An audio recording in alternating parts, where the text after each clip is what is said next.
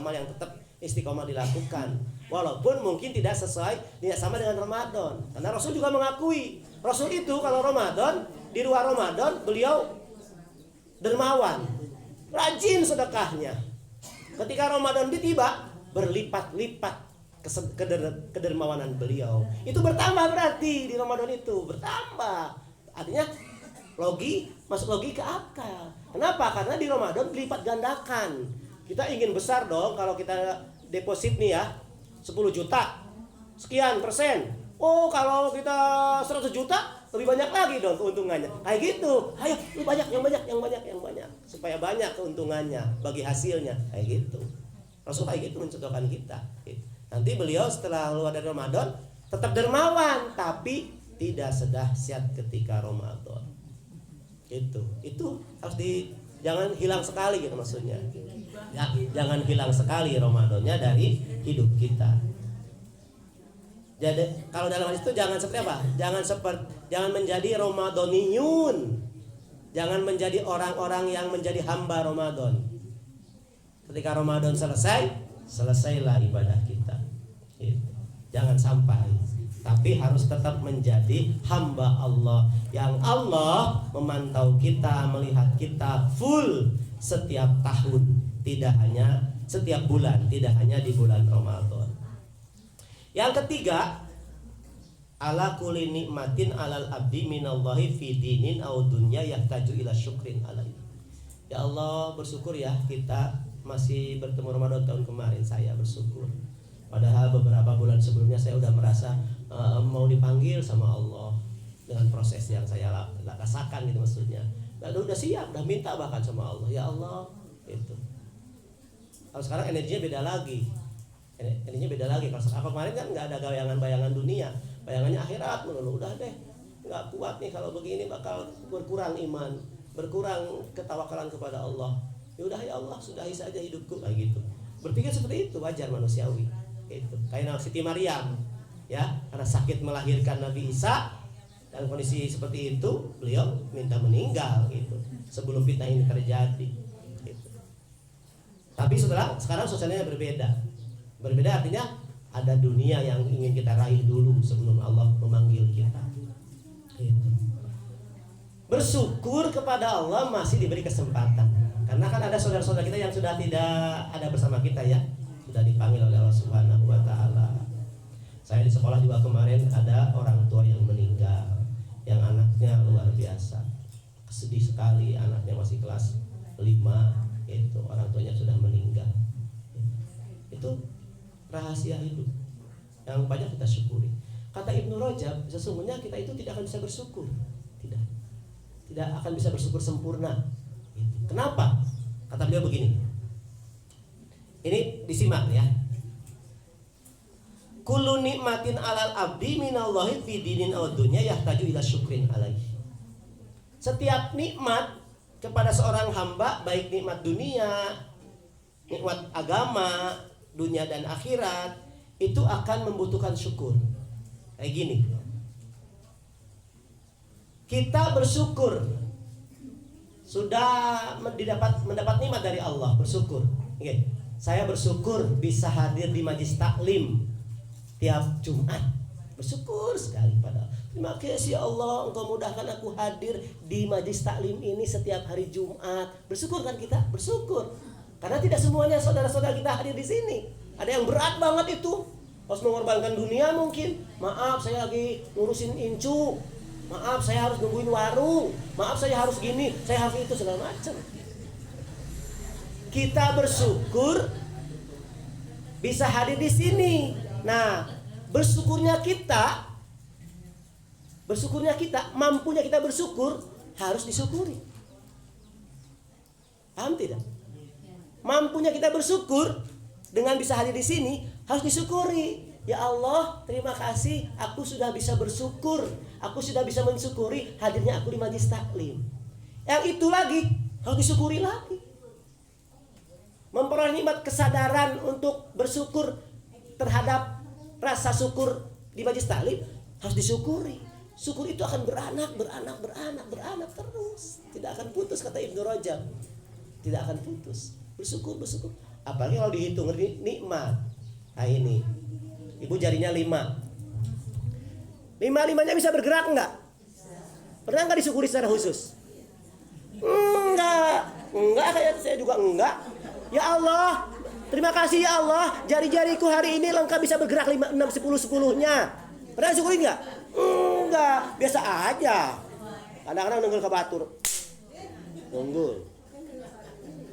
Nih bibir, disyukuri enggak hari ini? Kadang-kadang enggak. Terima kasih ya Allah, hari ini aku masih bisa berkata-kata, bisa cerewet ya Allah, bisa ngata-ngatain orang, maksudnya bisa berkata-kata. Enggak. Kalau satu-satu nikmat di absen, kata Ibnu Rajab, enggak akan bisa bersyukur semua. Nu gede doang nu karasa, nu leutik mah padahal gede di mata Allah, moal kasukuran ku urang. Pernah enggak mensyukuri kaki yang bisa melangkah ke sini tiap hari? Ya Allah, alhamdulillah pagi ini aku sudah sampai di majelis taklim dengan kedua kakiku. Karasana bersyukur lamun hese ngalengkah. Berat ngalengkah, nah ese ngalengkah, nah karap urang syukuran gitu. Jadi pantas kalau Allah mengatakan wa in ta'uddu nikmatallahi la tuhsuha. Bila kamu mencoba menghitung nikmat Allah, moal kahitung. Banyak yang tidak tersyukurinya. Ibu-ibu gesok poho kasalaki syukuran. Banyak sakieu wae Kang. Duitna tambahan atuh hayang banget saking nambahan man sakitu kemampuan anak emang segitu gitu maksudnya sing rajin atuh kumaha deui gitu. Masya Allah ya, luar biasa. Ternyata memang nikmat Allah itu luar biasa, Masya Allah, luar biasa. Banyak jalan yang Allah buka untuk kita ketika ditutup satu pintu. Ketika ditutup satu pintu rizki, Allah buka beberapa pintu yang lain. Ketika ditutup satu jalan rezeki, Allah buka jalan-jalan yang lain. Asal kita mau mendekat Allah dan ikhtiar membuka rizki itu. Kayak gitu. Ibu-ibu harus binikmah. Kondisi sim abdi ketika leungit motor jeung ayeuna boga motor sarua naon? Sarua teu boga duit gede, teu boga tabungan ratusan juta, komo ratusan juta, puluhan juta, belasan juta, jutaannya teu boga. Mungkin aya 500 ribuan lah di rekening, beberapa rekening. Sama Bu, sama kondisi abdi keur kamari leungit motor sama kan sakitu rezekina. Ayeuna keur motor aya deui lengkap deui tilu-tiluna, sakitu rezekina. Penambahan, mungkin pengurangan, mungkin leungit dicokot gitu. Allah diwasilahkeun motor teh leungit, tapi kembali deui, tapi memang rezeki sakitu gitu. Henteu mungkin obat duitna bisa deui aya deui motor, henteu Bu, henteu.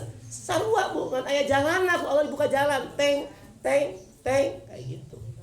Itu. Memang hidup itu begitu. Maka jangan iri dengan kemewahan orang lain. Belum tentu yang mewah itu indah. Urang teh nyaho we. Hutangna loba. Teu apal urang hutangna loba. Pusingnya di sirah. Karena ningali urang tempel koyo dina sirahna, tiba-tiba mesare.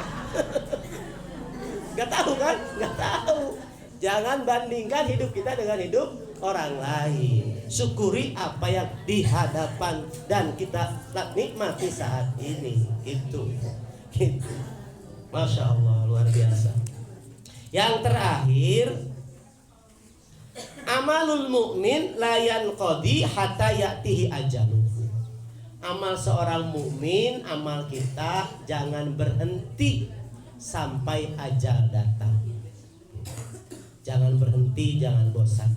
Kata nasihat motivasi hari-hari, ketika kita merasa bosan berbuat baik, ya, kemudian berbuat baik kepada orang yang tidak baik sama kita. Coba kesal gak Bu? Kesel. Orang baik, tapi mana yang baik ke orang? Kesel eta. Pasti orang bosan. Jangan bosan berbuat baik karena kebaikan itu akan kekal. Tapi rasa bosan akan mengganggu hidup kita. Jadi terus memang lagi berbuat baik, walaupun terhadap orang yang mungkin menyakiti kita, itu mungkin tidak adil kepada kita. Jangan menutup pintu-pintu kebaikan. Kita tetap berbuat baik, bertemu, menyapa dan lain-lain. Tetapi kalau ingin menghindari, ya boleh, hukumnya boleh gitu. Tapi kalau bertemu langsung tidak apa-apa. Itu pengelolaan namanya. Qala Al-Hasan innallaha lam yaj'al li amalil mu'min ajalan dunal maut. Summa qara'a wa'bud rabbaka hatta ya'tiyakal yakin. Beribadahlah kepada Allah, kepada Tuhanmu sampai datangnya kematian. Jadi amal kita itu jangan berhenti dengan apapun kecuali datangnya kematian. Saat kematian itulah kita mempersiapkan diri, walaupun tidak bisa membedakan mana kematian yang baik, mana kematian yang buruk. Tidak, kita tidak bisa membedakan. Ciri-ciri juga yang disampaikan oleh para ulama, ciri-ciri yang sifatnya relatif. Mungkin ada sih yang beberapa memberikan tanda-tanda, tapi secara umum tidak bisa disebutkan si A, si B, si A husnul khotimah, si B su'ul khotimah. Tidak bisa. Hanya dilihat dari amal zohiriahnya saja yang perlu kita waspadai, kayak gitu. Mudah-mudahan amal kita Ramadan kita kemarin diterima oleh Allah Subhanahu wa taala. Terus berdoa sampai 6 bulan ke depan, mudah-mudahan doa-doa kita diijabah oleh Allah dan diterima amal Ramadan kita semuanya satu paket lengkap dan diampuni dosa kita oleh Allah Subhanahu wa taala. Alhamdulillahirabbil alamin. Ini saja yang bisa saya sampaikan. Mohon maaf bila ada hal yang tidak berkenan. Sekali lagi saya mohon maaf atas nama keluarga. Mohon dihalalkan rizki dari jamaah semua yang kami nikmati. Mudah-mudahan menjadi jariah ketika mengalir menjadi darah dan daging dan digunakan untuk ibadah kepada Allah Subhanahu wa taala. Terakhir saya minta ini gudang temimin nih. Gudang temimin. Gudang temimin ini dirapikan, disortir barang-barangnya. Karena insya Allah kita akan bikin pintu dari aluminium. Kita punya rezeki, ya, punya rezeki untuk membuat sekretariat atas, pintu sekretariat geser, pintu geser, dan untuk ini, untuk ini dulu aja, untuk pintu gudang ini, gudangnya pemimin. Ya, maksudnya yang kurang-kurang sudah tidak berguna lagi dikeluarkan dulu aja gitu maksudnya. Khawatir ada apa-apa gitu yang sudah tidak optimal digunakan gitu, supaya nanti tertutup rapi, ya, tertutup rapi. Gitu saja, alhamdulillah. Kemudian ibu-ibu, terakhir yang kedua, mulai malam Senin mungkin ya, malam Senin itu kemarin saya udah buka sebenarnya tapi belum ada kontak lagi dengan Ustaz Mahfud. Mulai malam Senin cek and recheck putra putri cucu ibu-ibu yang belum ngaji dimanapun supaya bisa ngaji di sini di majelis ini supaya jariah kita lebih optimal dipakai ngaji. Ya, yang belum ngaji di mana-mana. Ya, kan masih ada dong, pasti ada yang belum ngaji di mana-mana. Mau juz amma, mau Al-Qur'an. Kalau juz amma nanti tahsin dengan anak-anak, dengan abai, dengan desa adat, dengan putra-putri Ustaz Mahfud ketika masih ada di sini, dengan Teh Hafsah dengan Ustaz Mahfud, nanti di sini pada maghrib sampai isya gitu. Yang sudah Al-Qur'an nanti ditahsin Al-Qur'annya dan plus ngaji kitab. Mulai belajar ngaji kitab, bahasa Arab ringan gitu supaya seperti di pondok pesantren kayak gitu. Yang untuk hari Minggu berjalan seperti biasa bagi yang mau saja. Saya tidak mau ada kata-kata yang begini. Maaf sekali, saya dengar dari uminya soalnya sampai ke saya. Itu takut kesannya gini loh. Takut pengajian hari Ahad itu yang niatnya membantu mu'alim-mu'alimat kita, membantu guru-guru ngaji kita untuk menambah pembinaan akhlaknya di hari Minggu jam 9 itu. Kesannya takutnya dikesankan mengambil murid dari ibu-ibu dan bapak-bapak jamaah itu gitu maksudnya. Dari guru ngaji, tidak. Kita tidak mengambil murid yang sudah ngaji ibadah maghrib, tidak. Ya. membantu pembinaan akhlak kayak gitu. Jangan ada kesan jadi gini. Jangan sampai ada kesan gini. Ada larangan gitu maksudnya dari guru ngajinya. Ulah ilu pengajian poe minggu. Maneh makan murid di dieu, lain murid di ditu gitu. Jangan sampai kayak gitu. Ya, kita kolaborasi, saling membantu. Tidak kok, tidak akan mengambil jatah murid. Dan kita juga sama. Yang pada maghrib nanti tidak mengambil murid yang sudah ngaji. Ya, yang sudah ngaji di mana-mana di mualim kita tidak akan kita terima di sini. Kecuali memang sudah tidak ngaji lagi lama gitu, baru ngaji lagi. Silakan kayak gitu. Itu ibu-ibu ya. Mohon dipahami secara benar supaya tidak terjadi fitnah, supaya tidak salah paham kayak gitu. Demikian, billahi taufiq wal hidayah. Assalamualaikum warahmatullahi wabarakatuh. Kita akhiri dengan doa kafaratul majlis. Subhanakallahumma